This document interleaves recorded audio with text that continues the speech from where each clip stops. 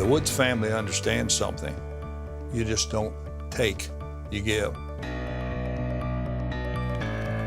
And if you want these freedoms to continue, you have to get involved. You have to be a leader.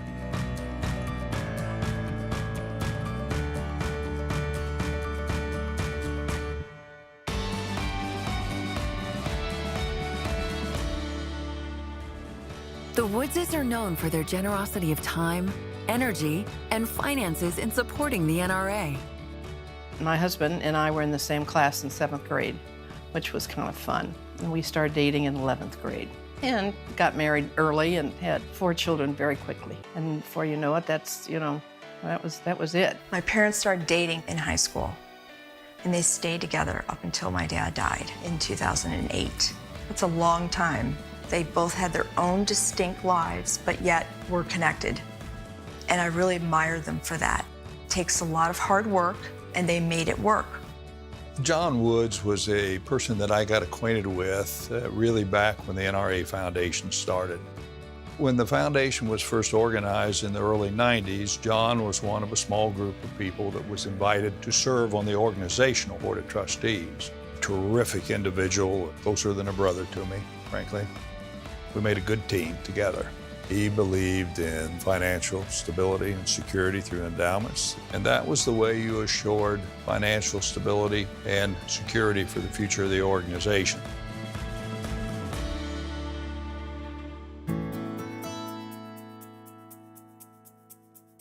Daughter Julie Hill grew up with a strong respect for firearms, but it wasn't until later in life that she began to understand what it truly means to stand up for your constitutional freedoms. I grew up with guns in the home. We spent a lot of time at our family farm. We spent a lot of time in the backyard. So, I grew up around that. I didn't hunt myself as a teen or in my early 20s. I went to college. Then a couple years later, Dad said, well, come work for me. So I did. I helped him in his marketing department, and I met my husband there. We eventually started dating. And then we knew right away. We knew really fast. It was just a really good chemistry for the two of us. Yes, I think we're a great team. Yeah. So I got married and had babies, started raising my kids. The NRA things we did before all started because of the hunting and all the NRA guys. And I'm sure John may be a life member 100 years ago. But it wasn't until in Indianapolis, the annual meeting, I thought, I'll see if Julie wants to go with me. And that's what started this whole thing. I watched the enthusiasm of all the members and all of the people together and their passion for their country and what they stood for come together and fight for their Second Amendment rights. And it was like one big giant family, no matter what level you were at or where you lived or anywhere. And I was really, really empowered by that. And it just came together for me right there. I want to be able to protect myself, and I fear that those rights are going to be taken away. And I really wanted to help. And lo and behold, who would have thought that Linda and I would end up in the room next to Right you next and to your us. mother. That's With right. 70-some thousand people there. What are the odds of that? I saw you walking down the hall. And We I went, passed. Julie talked to me about her desire to replicate her father's philanthropic philosophy as it pertains to the NRA. And asked me, she says, I'd like to better understand how my dad felt about it because I'd like to carry that legacy forward. and I said, Wayne, how can I help? And I said, well, Julie, that's up to you. And I said, if you answer that question, you will know. And all of a sudden, I started realizing with the Second Amendment, to me, what it meant to me. A person who doesn't really shoot, doesn't really hunt, but believes, yes, indeed, that I need to protect myself and I want to protect my family. So the answer to that question is obvious. It was Women's Leadership Forum.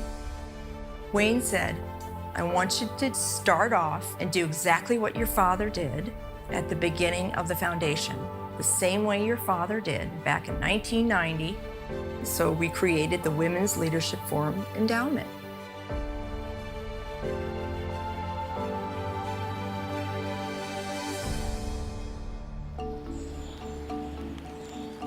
Julie's got a real keen sense of what should be said and what we should fight for and defend.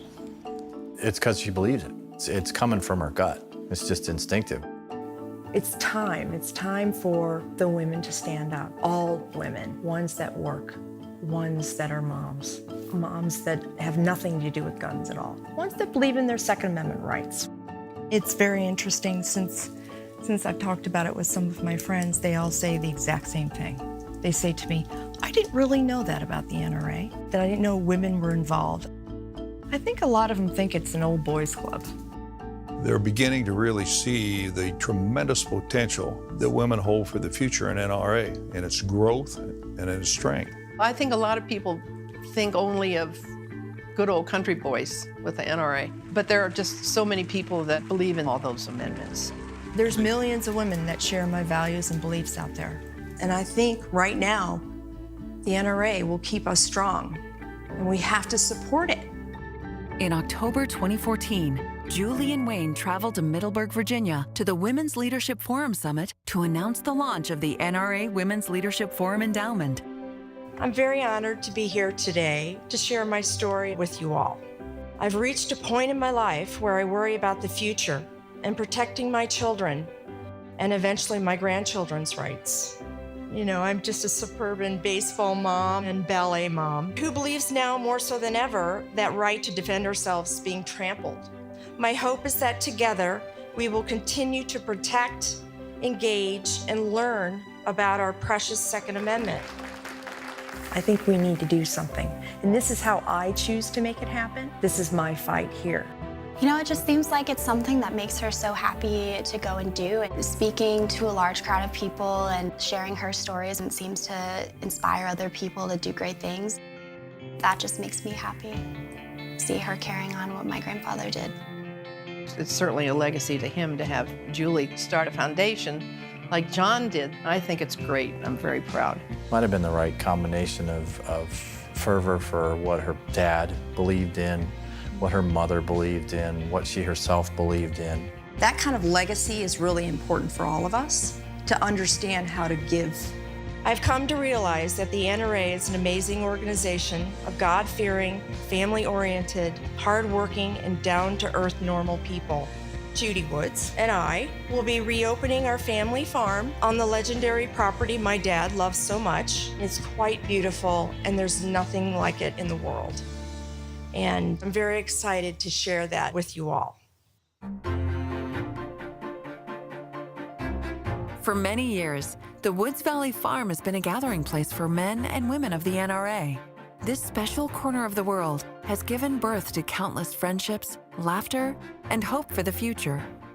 You know, we had a lot of fun coming here to the farm and hunting. What John and Judy did was they would host every year down here at this beautiful Woods Valley Farm a white-tailed deer opener at the start of the season, and they did that for 16 years. And so we had a rule at the farm that you had to shoot the antlers outside the ears. If you shot smaller than that, you had to give $1,000 to the NRA. That was John's rule. I just have amazing memories of the farm whenever I think about it, from when I was younger and until now. When it's in the springtime, it's really pretty. Everything's blooming, all the trees are green. There's many things like hunting, fishing, collecting stuff, watching wildlife, taking a nature walk. I just like the wildlife and I like to hear the noises. Find a place where you can just hear the world, you know, hear nature.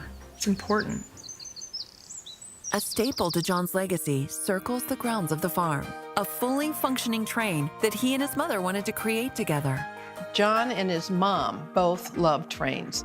My mother and I had a discussion, and we decided to build a miniature railroad. The concept was to build the railroad as sort of a family undertaking. It was felt that this would be a unifying family event. And so they just built a train on this 1,100-piece parcel. It's amazing. People would come down and we'd ride the train. It's quite a testament to what he did, part of his legacy there. For me, it's the turkey hunting, and it's just a cool place to hang out. And we watched this train be built. I mean, you look at this entire place, and it's all legacy. The legacy of everything that John did, from conservation and herd management, all those things. So the NRA is no different than anything else that he had a long-term plan for. I mean, you could just tell the guy was always thinking forward. I really feel this is how I could stand up and fight, by starting this endowment and paying that forward for my children. I would be nothing without my family. I definitely believe in the Second Amendment, and I would like to discover what that means to me in the future, and then definitely I would love to be a part of that. And we're going to carry on the family tradition big time.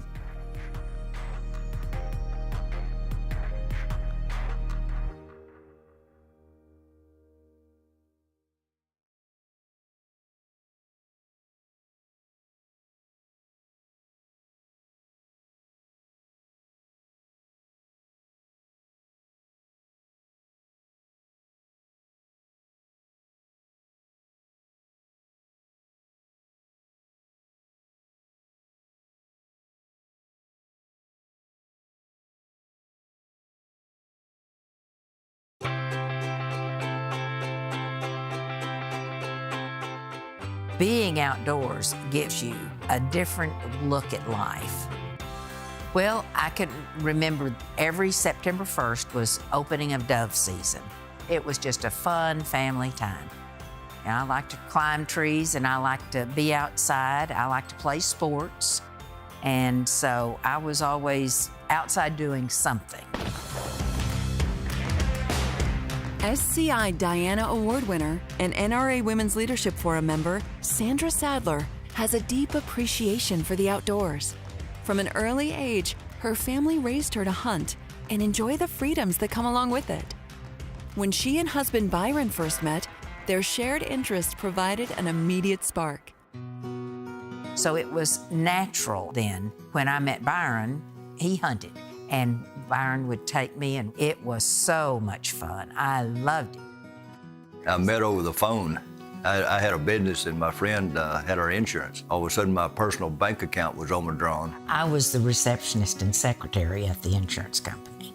Anyway, I called the insurance, and she answered the phone, and that's the first time we met. And she said, "Well, why don't you put some money in that account?"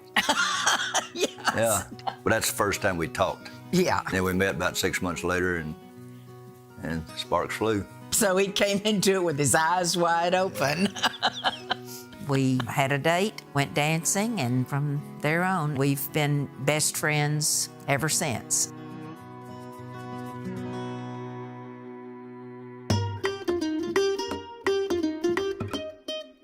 I had a business when we met, and then when she came along, it just got a lot better. We entertained a lot of customers, and we had a lease down in Mexico, and we take hunters down there every year, and she went down. And we enjoyed the atmosphere, we enjoyed the different cultures, and we loved the people there, and we just knew that that's something we wanted to do. And that was when I was reintroduced to hunting. We decided, setting our goals for what we wanted to do in life, we wanted to go internationally somewhere. So it kind of made sense that we would go hunting.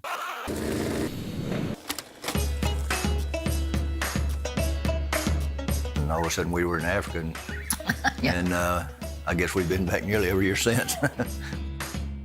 In 1993, we made our first trip to South Africa. I shot an impala and a kudu.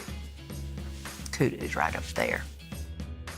And of course, traveling, and it was fun, and so we just did it together. Still doing it. We've been in the rainforest in Cameroon, and to the highlands of China, to the lowlands of China, and it's so different, you cannot pick one. Yeah, and of course, I'm the same way. We love experiencing, meeting the people. That's a huge part of it. Our outfitters, the trackers, the experiences we have with that. Yeah. Kenya. Yeah. Byron learned to dance with the Samburu people and just... Drank the blood from the goat, and the whole works. Suddenly, hunting wasn't just a hobby for Sandra anymore. It was a pursuit and a passion. She set a goal to win the SCI Diana Award, one of the most prestigious awards in the hunting world. The Diana recognizes women who have built an impressive collection of big game trophies and also remain dedicated to enhancing wildlife conservation. Byron attributes Sandra's success in achieving this award to one thing. All the training I gave her. Right, honey. Well, actually, Byron is the one that set his sights. I can remember it well. Pamela Atwood won the Diana that year, and we were sitting there, and I had started hunting. He could see I was really getting serious about doing it and doing it right. He said, you know, you could do that. And I'm like, oh, never. I couldn't ever achieve what these women are achieving that had won the Diana. You know, that's a giant step forward. Very few people's ever been able to do it. And like, again, from our background, starting off, I guess in 93, and she broke her leg in Cameroon, and 6 months later was back in Tanzania hunting elephant. I remember when, especially difficult hunt, when I went tur hunting in Azerbaijan. And before I went, Mike Simpson, who is a big hunter, and he said, Sandra, this is gonna be a tough hunt. Just remember, one step at a time. And boy, I remembered that a lot. And I made it about, not even a fourth of the way up that mountain going, I cannot believe this. That was the first day. And I ended up taking my tur on the very top of that mountain 5 days later. But such a challenge when you finish with something like that. You go, whoo, I did that. Didn't know I could, but I did. She's real determined, and